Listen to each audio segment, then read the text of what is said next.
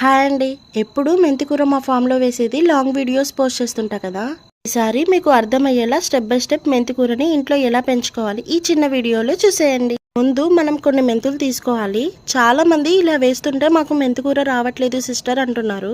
కుండీలలో పెంచుకున్నట్లయితే మీరు సోక్ చేసి పెట్టుకున్న మెంతులు వేసుకుంటే ఇంకా బాగొస్తాయి. మెంతులు నేను చూపిస్తున్న విధంగా పైన మొత్తం చల్లుకోవాలి. చల్లుకున్న తర్వాత ఈ మెంతులు మొత్తం కవర్ అయ్యేలా పైన మట్టి పోసుకోవాలి. మట్టితో మొత్తం కవర్ చేసేసాక వాటర్ లైట్ గా పైన జిలకరించాలి. మీరు కుండీలలో పెంచుకుంటే మాత్రం పైన జిలకరిస్తే సరిపోతుంది. నేను నేలపైన కొంచెం ఎక్కువ ప్లేస్ లో వేసా కాబట్టి పైప్ తో పెట్టుకుంటున్నా. మెంతులు వేసిన 3వ రోజు చిన్నగా మొలకలు వస్తాయి. 4-5 రోజుల్లో మొలకలు మట్టిలో నుండి బయటికి వచ్చి బాగా కనిపిస్తాయి. 7 నుండి 10 రోజుల్లో ఆకులు వస్తాయి. 20 రోజుల్లో మనం మెంతికూరని హార్వెస్ట్ చేసేయొచ్చు.